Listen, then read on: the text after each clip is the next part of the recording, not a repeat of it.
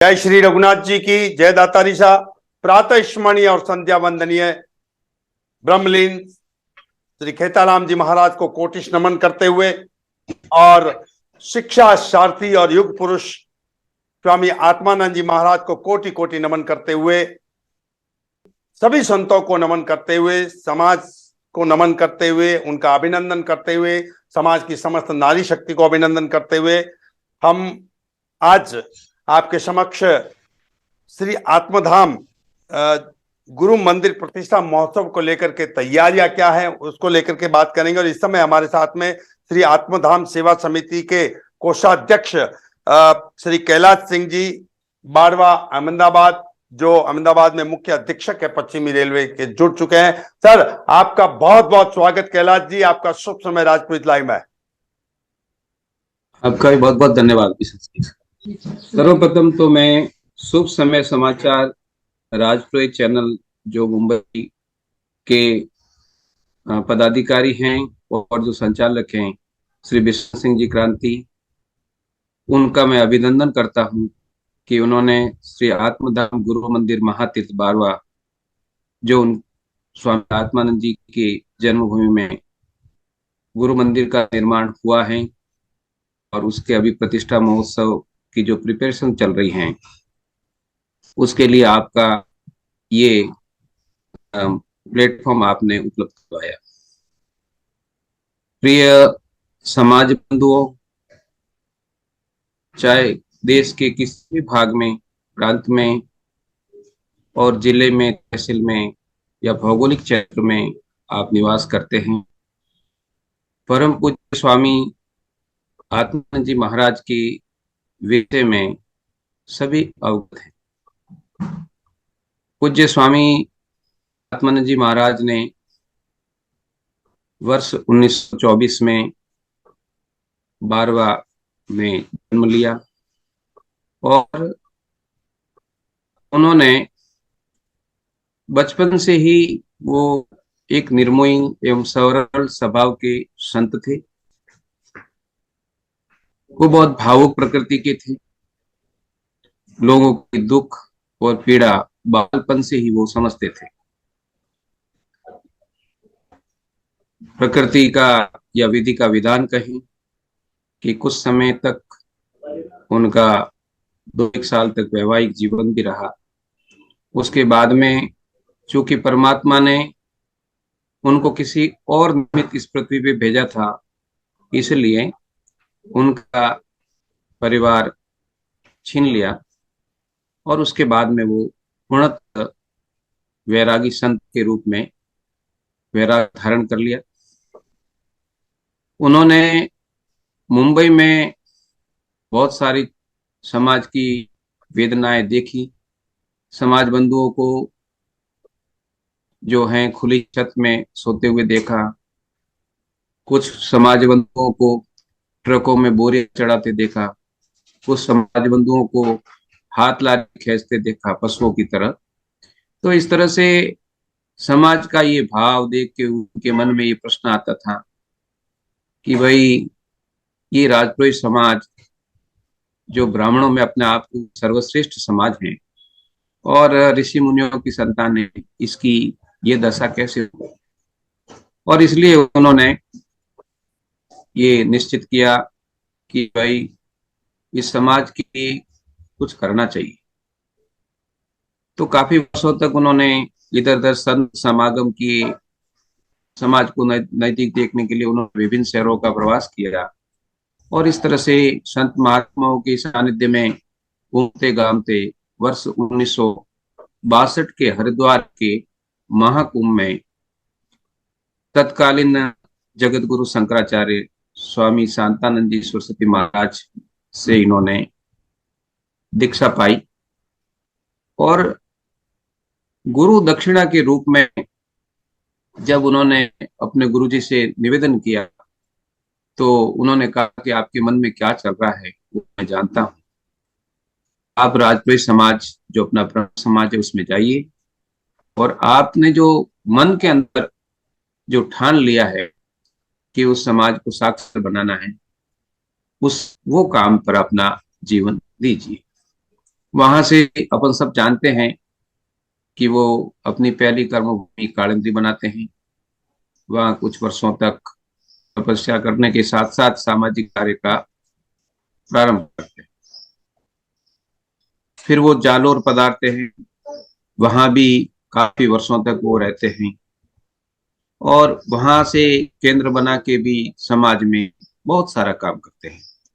अब विधिवत उन्होंने जितने जो जानकारी है उसके हिसाब से बहुत सारे छात्रावास, समाज भवन करीब 40 के करीब बनाए उन्होंने, जो समाज के उस समय जो भी बच्चे उसमें पढ़े उन सबके काम आया। समाज में से उसमें से बहुत सारे लोग विभिन्न क्षेत्रों में अग्रणी हुए और आज समाज का नेतृत्व कर रहे हैं। वर्ष 2006 में क्षमा करें, वर्ष 2006 में उनका महानिर्वाण हुआ। उसके बाद में महानिर्वाण उनकी जन्मभूमि, जैसा कि उन्होंने हरिद्वार के कुंभ में संकल्प लिया था कि मैं मेरे प्राण भगवान श्री लक्ष्मी नारायण मंदिर के सामने जाने के बाद ही त्यागूंगा। तो इस तरह से वर्ष 2006 में 21 मई के दिन उन्होंने महानिर्वाण किया। तत्पश्चात जो कुछ भी विधि का विधान था, उनका जो समाधि था वो उनकी जन्मभूमि बारवा में हुआ। इसी तरह से उनका जो एक प्रतीकात्मक समाधि है वो भाविकों ने जालोर में भी किया, वो अपन सब जानते हैं। इस विषय को लेकर अब ज्यादा कुछ कहना ठीक नहीं है, लेकिन जो कुछ भी है समाज के सामने है। और वर्ष 2008 से जो आत्मधाम गुरु मंदिर बारवा है वो विधिवत से प्रारंभ हुआ। मुझे यहाँ समाज को अवगत कराते हुए कोई संकोच नहीं है कि श्री आत्मधाम महातीर्थ बाड़वा के पहले अध्यक्ष श्रीमान रमेश जी व्यास बोया बने, और वो ऐसी परिस्थिति में बने जब ये पद कोई धारण करने को तैयार नहीं था। लेकिन मुझे सार्वजनिक रूप से ये स्वीकार करने में कोई हिचकिचाहट नहीं है कि उन्होंने जो नक्शा आत्मधाम गुरु मंदिर का बनाया वो इतना अद्भुत और अकल्पनीय है कि पूरे राजस्थान में किसी संत महात्मा की ऐसी समाधि कोई जगह स्थित नहीं है। वे वर्ष 2012 और 13 तक वे संस्था के अध्यक्ष रहे। उन्होंने अपने लेवल पे प्रयास काफी किए, उनसे जो बन सका वो किया, और 1 करोड़ के आसपास का उन्होंने उस समय काम करवाया। उस समय समाज को जोड़ना कठिन था और संघर्ष का समय था। उसके बाद में हमारे गांव के ही श्रीमान मोहन सिंह जी, जो दिल्ली में विराजते हैं, व्यवसायी, 3 साल तक उन्होंने भी कार्यभार संभाला और अपने लेवल से जो कुछ भी बन सकता था उन्होंने भी किया। और वर्ष 2000 नवंबर 2017 से इस संस्था का विधिवत रजिस्ट्रेशन हुआ और एक बिल्कुल समायोजित ट्रस्ट बोर्ड बना, जिसमें समाज के बहुत सारे अग्रणी और एक टीम भावना, पूरी जो टीम होनी चाहिए वो टीम का निर्माण हुआ। और उसके बाद में एक दिन भी काम रुका नहीं और अभी ये काम बिल्कुल पूर्णावती हो गया है। गुरु मंदिर का काम पूरा हो चुका है, केवल सहायक गतिविधियां जो है उनका काम बाकी है।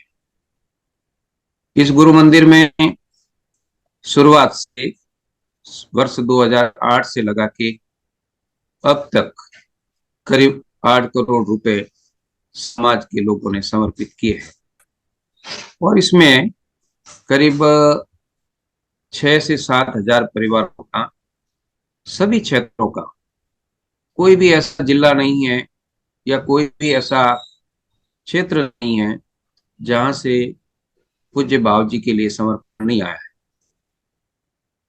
अभी ये सारा कार्यक्रम होने के बाद में पूज्य जगत गुरु शंकराचार्य जी, वासुदेवानंद सरस्वती महाराज एवं दूसरे पूज्य बाबू जी के संत दंडी स्वामी श्री देवानंद जी महाराज के निर्देशानुसार श्री पद्मेड़ा महाराज जी के सहयोग एवं पूज्य तुलसाराम जी महाराज के आशीर्वाद के साथ में हम लोगों ने दिनांक 1/5/2023 से 3/5/2023 3 दिन का प्रतिष्ठा महोत्सव रखा है और उसके निमित्त उसके आरंभ के लिए दिनांक 19 नवंबर को पहले बार सभी संतों का एक साथ मंच पर महातीर्थ पर आगमन होगा, जिसमें पूज्य शंकराचार्य जी, पूज्य तुलसाराम जी महाराज, पूज्य पद्मेड़ा महाराज, पूज्य दंडी स्वामी महाराज और पूज्य बालकदास जी महाराज समेत अन्य संत महात्मा उपस्थित रहेंगे।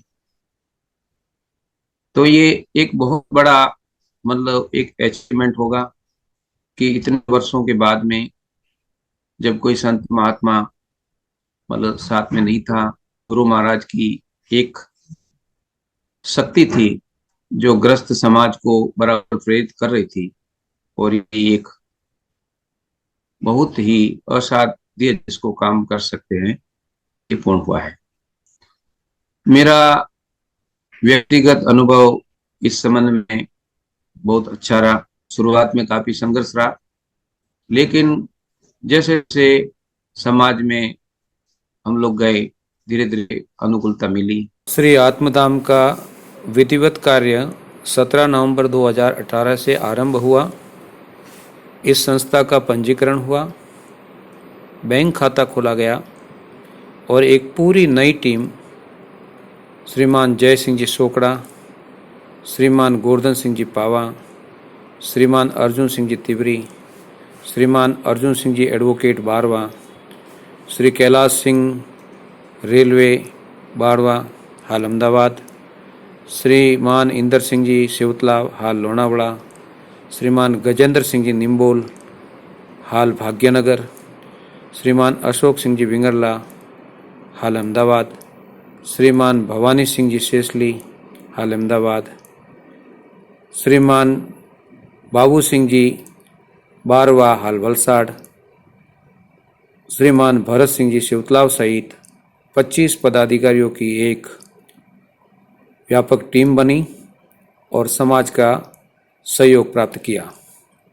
समाज के प्रमुख अग्रणियों में श्री प्रताप सिंह जी जैतपुरा, श्रीमान कान सिंह जी तिवरी, श्रीमान हुक्म सिंह जी खीचन, श्रीमान हीर सिंह जी गुलर,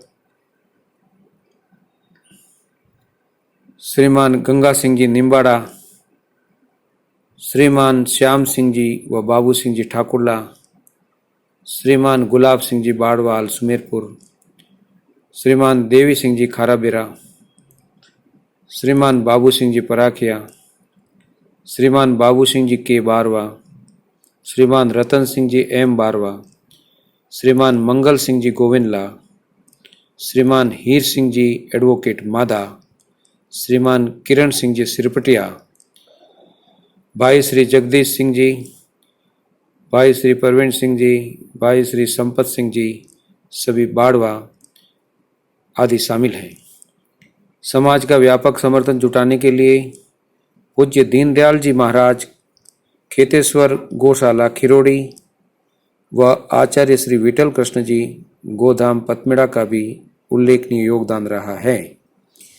इसके अतिरिक्त समाज को बड़े पैमाने पर जोड़ने के लिए मिशन 1008 की योजना में काम करने वाले युवा साथी विशेषकर श्री मांगीलाल जी बाड़वा हाल अहमदाबाद, श्री भरत सिंह जी के मुंबई, श्री अरविंद सिंह जी अंकलेश्वर, श्री राम सिंह जी श्रीसेला, श्री किशोर सिंह जी रेलवे वलसाड़, श्री रतन सिंह जी के पावा, श्री अभय सिंह जी भाईंदर, श्री अशोक जी रमणिया, श्री भरत सिंह जी हरिद्वार और श्री नटवर सिंह जी रूपावास शामिल हैं।